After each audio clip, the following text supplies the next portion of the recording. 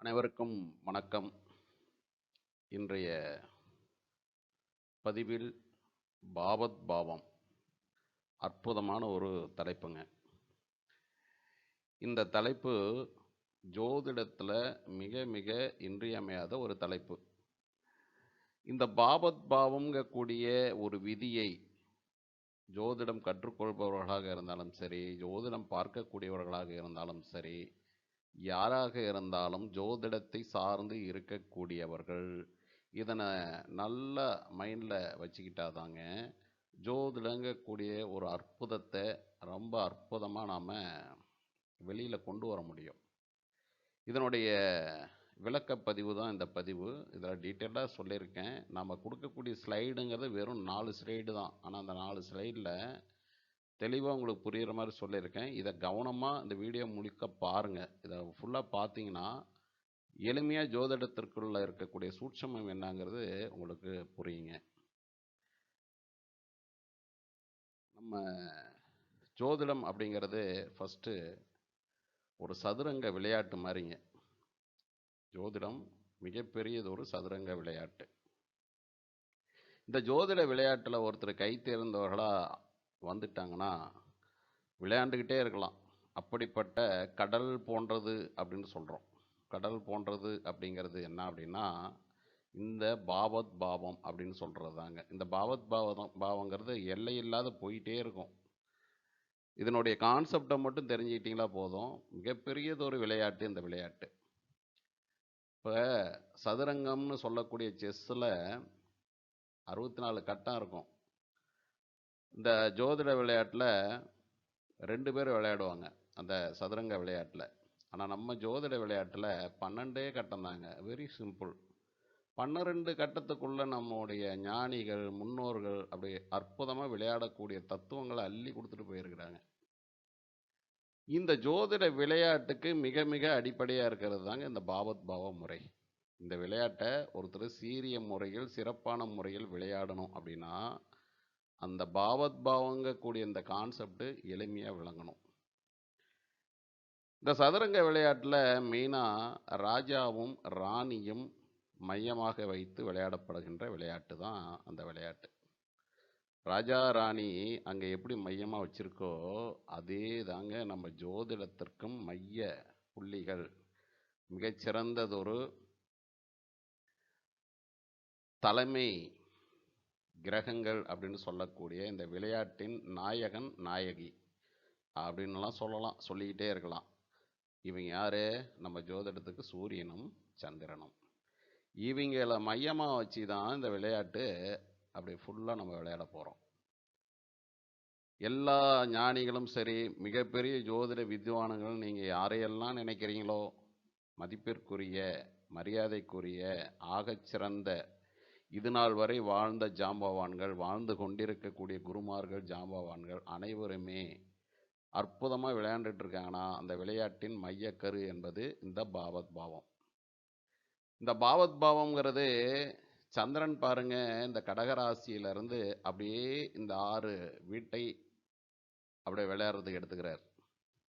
சூரியன்கிறது சிம்ம ராசியிலிருந்து மகர ராசி வரைக்கும் இருக்கக்கூடிய இந்த 6 வீட்டை தன் கட்டுப்பாட்டில் வச்சுக்கிறார். அதை தான் சந்திர மண்டலம் சூரிய மண்டலம் அப்படின்னு சொல்கிறாங்க.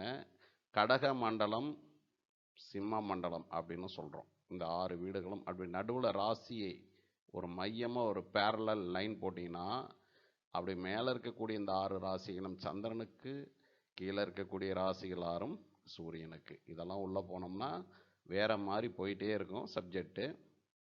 இதை நம்ம கர்மவினை கோட்பாட்டுக்கு எடுத்துக்கலாம், இந்த உலகத்தின் இயக்கத்துக்கு எடுத்துக்கலாம். இந்த ஜோதிடம் என்பது உலகத்திற்கே அற்புதமான செய்திகளை சொல்லக்கூடியது. ஒரு மனுஷனுக்கான பலன்களை சொல்கிறது மட்டும் கிடையாதுங்க. ஆனால் அது இன்னைக்கு நம்ம சுயநலத்துக்கு நமக்கான பலன்களை ஒரு தனிப்பட்ட மனிதருக்கு, தனிப்பட்ட ஒரு ஜீவாத்மாவிற்கு பலன் சொல்வதற்கான தேவைகளுக்காக நம்ம பயன்படுத்திக்கிறோமோ ஒழிய இந்த ஜோதிட சாஸ்திரம் என்பது உலகத்திற்கே வழிகாட்டக்கூடியது. இதனை மையமாக வைத்து தான் நாம் சொல்லக்கூடிய பழமொழிகள், சம்பிரதாயங்கள், அனைத்து வகையான இந்த உலகத்தில் இயங்கக்கூடிய ஒட்டுமொத்தமான விஷயங்களும் இந்த ஜோதிடத்தின் அடிப்படை சார்ந்தே தான் வரும். நீங்க என்ன வார்த்தையை எடுங்க, என்ன செயலை எடுங்க, எல்லாமே இதுக்குள்ள தாங்க வரும். இந்த சந்திரன் இவருக்கு கட்டுப்பட்ட இந்த புதன், சுக்கிரன், செவ்வாய், குரு, சனி இந்த 6 வீடுகளையும் ஒருவரின் சுய லாபம், சுகம் சார்ந்த விஷயங்கள், மனம் சார்ந்த விஷயங்கள், உடலுக்கு ஏற்ற ஆசாபாசங்களை நிறைவேற்றிக் கொள்வதற்கான விஷயங்களுக்கு இந்த சந்திரன் இந்த 6 பேரையும் பயன்படுத்துகிறார். இவர்களின் விளையாட்டிற்கு உறுதுணையாக பயன்படுத்துவதற்காகத்தான் ஏனைய கிரகங்கள், ஏனைய ராசிகள் அனைத்துமே இருக்குங்க. அடிப்படை தான். இந்த சந்திரன்லேருந்து துவங்கி போய் முடிகிறதும் சனியில முடியும். சூரியனிலிருந்து துவங்கி செல்லக்கூடியதும் சனியில முடியும். அப்போ பாருங்க, ஒரு முடிவுக்கு, ஒரு கர்மாவின் வினைப்பயனின் முடிவிற்கு காரணகர்த்தாக சனி இருக்கிறார் அப்படிங்கிறதும் இதில் ஏகப்பட்ட விஷயங்கள் இருக்கு. ஆனால் நாம் எடுத்துக்கொண்டிருக்கக்கூடிய தலைப்பு என்பது பாவத் பாவம்.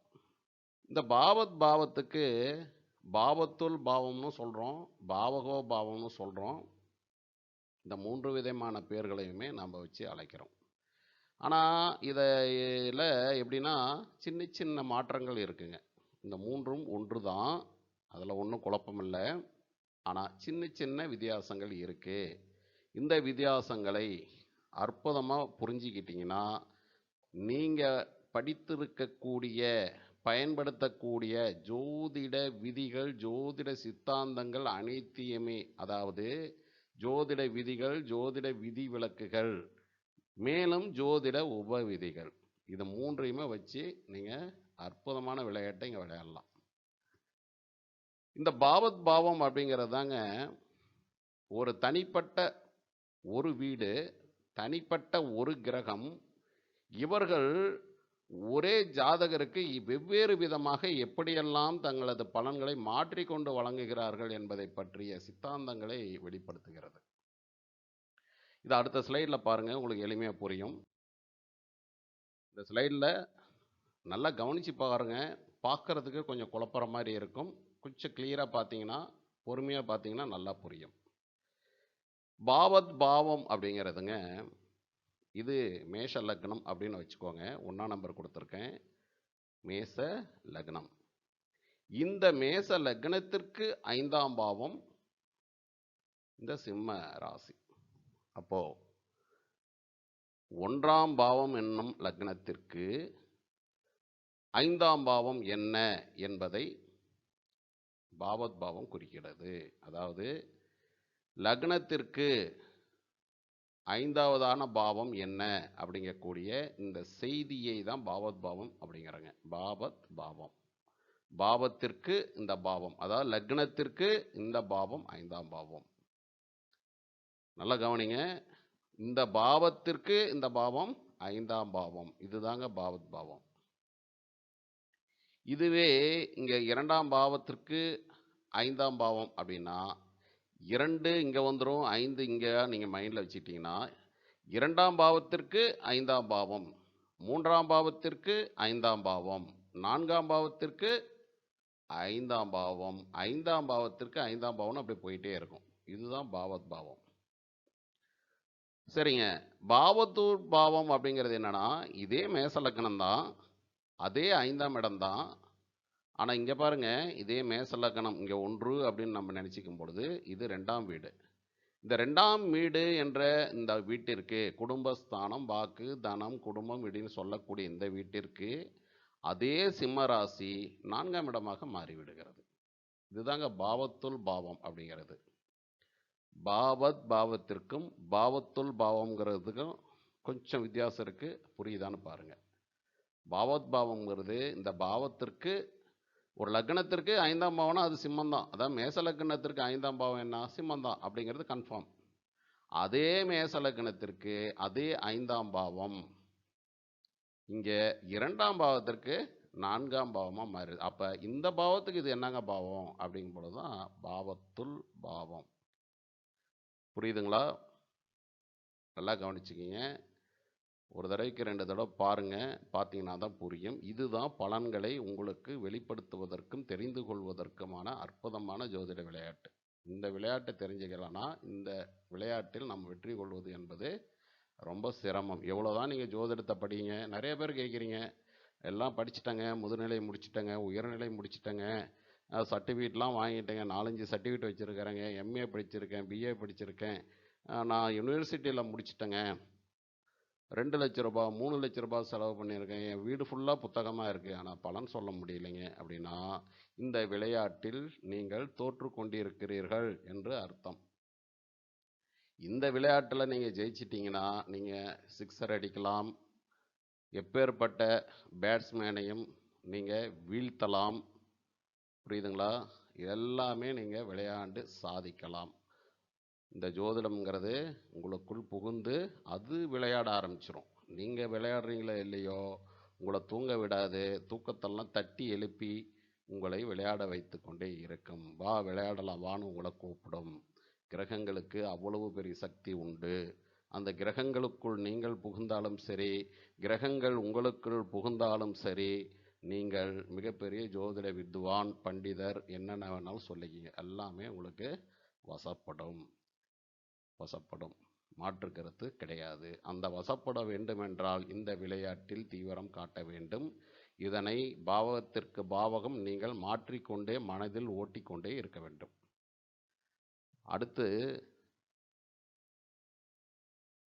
இது பாருங்க, இதுவும் கிட்டத்தட்ட அதேதான். இது 3வது நிலை பாவகோ பாவகம். அதாவது நாம் கொடுத்திருக்கக்கூடிய இந்த 3 நிலைகளும் ஒண்ணுதாங்க. இதுல எந்த மாற்றமும் கிடையாது. பாவத்பாவத்திற்குள் இருக்கக்கூடிய இந்த 3 விஷயங்களும் ஒன்றுக்குள் ஒன்றான இணையான ஒன்றுதான். ஆனால் அதில் சின்ன சின்ன சேஞ்சஸ். பாவம்ங்கிறது வேற, பாவத்துள் பாவம்ங்கிறது வேற, பாவகோ பாவம்ங்கிறது வேற. இதற்கு சில ஜோதிடர்களும் சரி, சிலர் அப்படியெல்லாம் கிடையாது அப்படின்னு சில கருத்துக்களை வெளியிட்டாலும் உண்மை என்பது இதுதான். இதை நீங்கள் அனுபவத்தில் ஆராய்ச்சிக்கு எடுத்துக்கொண்டு நீங்கள் பலனை இந்த விளையாட்டை விளையாட தான் உங்களுக்கு கற்பனை திறன், ஆர்வம் எல்லாமே உங்களுக்கு எக்ஸ்பேண்டபிளாக வரும், எக்ஸலண்ட்டாக வரும். அதில் டவுட்டே கிடையாதுங்க. நீங்கள் எந்த ஒரு விஷயமாக இருந்தாலும் உங்களுக்கு நீங்கள் அனுபவத்தில் உங்கள் ஆய்வுக்கு உங்கள் ஜாதகம், குடும்ப ஜாதகம், குழந்தைங்க ஜாதகம், மனைவி ஜாதகம், கணவர் ஜாதகம், அத்தனை ஜாதகத்தையும் வச்சு விளையாண்டு பாருங்க. விளையாட தான் இந்த ஜோதிடம்ங்கிறது புலப்படும். இதில் பாவகோ பாவங்கிறது இன்னும் அதற்கு அடுத்த லெவலுங்க. அதாவது லக்ன பாவம் என்ற 1ஆம் பாவத்திற்கு அதே 5ஆம் பாவகம் இங்கே கொடுத்துருக்கோம். 1ஆம் பாவகம் என்னும் லக்னத்திற்கு ஞானம், குழந்தைகள், குலதெய்வம், அற்புதமான கற்பனை சக்தி, காதல், கவிதை, இது போன்ற எண்ணங்களை தோற்றுவிக்கக்கூடிய இந்த 5ஆம் பாவகம் என்ன சொல்கிறதோ அது அதே 5ஆம் பாவத்திற்கு 5ஆம் பாவம் என்ன சொல்கிறது என்பதையும் இணைத்து பார்க்கும் பொழுது ஒரு முழுமையான பலன்கள் நமக்கு தெரிய வரும். அதனால தான் இந்த 1, 5, 9 என்பதை எப்போவுமே திரிகோண பாவம் அப்படின்னு வச்சுருக்காங்க. சரி, அது அடுத்த லைனு. அங்கே போனால் குழப்பம். இப்போது பாருங்கள், மறுபடியும் 1ஆம் பாவத்திற்கு 5ஆம் பாவம், அந்த 5ற்கு 5 என்ன இருக்குது, அந்த கிரகங்கள் அங்கே என்ன இருக்குது, அந்த பாவகம் என்ன தன்மை, இந்த ராசியின் தன்மை, கிரகத்தின் தன்மை அனைத்தையும் ஆய்வுக்கு எடுத்துக்கொண்டு ஒரு பலனை வெளிப்படுத்தும் பொழுது அற்புதமான பலன் வரும். இது பாவகோ பாவகம். அதாவது இந்த பாவத்திற்கு 5 இங்கே இருக்கு, இந்த 5ஆம் பாவகோ பாவகம்ங்கிறது 5க்கு 5 அப்படிங்கக்கூடிய அடுத்த லெவல். இப்போ இதே பாருங்க, இதே மேசலக்கணம் தாங்க. இங்கே 2ஆம் வீட்டை நம்ம ஆய்வு செய்கிறோம். 2ஆம் வீட்டிற்கு சுகம் எப்படி இருக்கும்? லக்னத்திற்கு இல்லை, லக்னம் என்ற ஜாதகருக்கு கிடையாது. 2ஆம் இடம் என்னும் குடும்பம் சார்ந்து அந்த குடும்பத்தின் சுகம் எப்படி, அது எத்தகையது அப்படிங்கிற ஒரு கேள்வி வரும் பொழுது, அதாவதுங்க, உணவு மூலமான எனக்கு சுகம் உண்டா அப்படின்னு நீங்கள் கேட்குறீங்க. உணவு 2ஆம் இடம் அல்லவா? அப்போ 2ஆம் இடம் என்று சொல்லக்கூடிய அந்த உணவு எனக்கு சுகம் கொடுக்குமா அப்படின்னா, இந்த உணவை கொடுக்கக்கூடிய 2ஆம் இடத்திற்கான 4ஆம் இடம் என்ற சுகத்தை நம்ம ஆய்வு செய்யணும். இப்போ இங்கே லக்னம் என்று சொல்லக்கூடிய 1க்கு 5 என்பதை நீங்கள் மறந்துடணுங்க. மறந்துட்டு 2ஆம் இடம் மட்டும்தான் உங்களுக்கு ஞாபகத்தில் இருக்கணும். இந்த 2ஆம் இடம் என்ற உணவு என்ற ஒரு தன்மைக்கு எனக்கு சுகம் உண்டா அப்படின்னா, இந்த இடத்துக்கு 4ஆம் இடம். அப்போ 4ற்கு 4 என்ன இருக்குங்கிறதையும் சைமல்டேனியஸா பார்க்கணும். அதுதான் பாவகோ பாவகம். புரியுதுங்களான்னு பாருங்க. திரும்ப திரும்ப பாருங்க. நல்லா மறுபடியும் சொல்றேன். இப்போ ஒரு கேள்வி ஒருத்தர் கேட்கிறாரு. இங்க லக்னம் மேஷ லக்னம் தான். அதெல்லாம் டவுட் கிடையாது. லக்னம் என்னவோ மேஷ லக்னம் தான். ஆனால் கேள்வி என்ன மாறுது? கேள்வி மாறுது. என்ன மாறுது? படிக்கிறாருங்க. கல்வி என்னோட இளமை கல்வி. இந்த குழந்தை படிக்க வைக்கிறேங்க. இப்பதாங்க எனக்கு குழந்தை பிறந்திருக்கு. 3 வயசு ஆகுதுங்க. இந்த குழந்தை கல்வியை சுகமாக கற்றுக்கொள்ளுமா? கல்வி நன்றாக மேம்படுமா? குழந்தை நல்லா சாப்பிடுங்களா? சாப்பிட்றதுல சுபிட்சம் இருக்குமா? அப்படின்னா சுகம் வேணும் இல்லைங்களா? எல்லாத்துக்குமே சுகம் வேணும் இல்லையா? சாப்பிட்றதுக்கும் சுகம் ரசிப்புத்தன்மை வேணும் இல்லையா? அப்படின்னா கல்வியும் ஆனந்தமா கத்துக்கிறது ஒண்ணு, அவசரமா கத்துக்கிறது ஒண்ணு, அரைகுறையா கத்துக்கிறது ஒண்ணு, விருப்பமே இல்லாமல் இருக்கிறது ஒண்ணு. இப்படி போயிட்டே இருக்கும்ல. அப்போ 2ஆம் இடம் என்ற அடிப்படை கல்வி இந்த குழந்தை, இந்த ஜாதகர் அதற்கு 4ஆம் இடமான இந்த பாவத்தையும் பிளஸ் 4ற்கு 4 என்ற இந்த பாவத்தையும் இணைத்து, இந்த 3 நிலைகளையும் இணைத்து பார்க்கும் பொழுது அதற்கான பலன் என்பது துல்லியத்தன்மை பெற்றதாக இருக்கும். நான் இந்த பதிவில் கிரகங்களை கொடுக்கல, எதையுமே கொடுக்கல. ஆனால் அடிப்படை பாவத் பாவம், பாவத்துள் பாவம், பாவகோ பாவம் என்ற இந்த விளையாட்டு தான் ஜோதிடத்தின் மிக மிக ரகசியம், சூட்சமம்.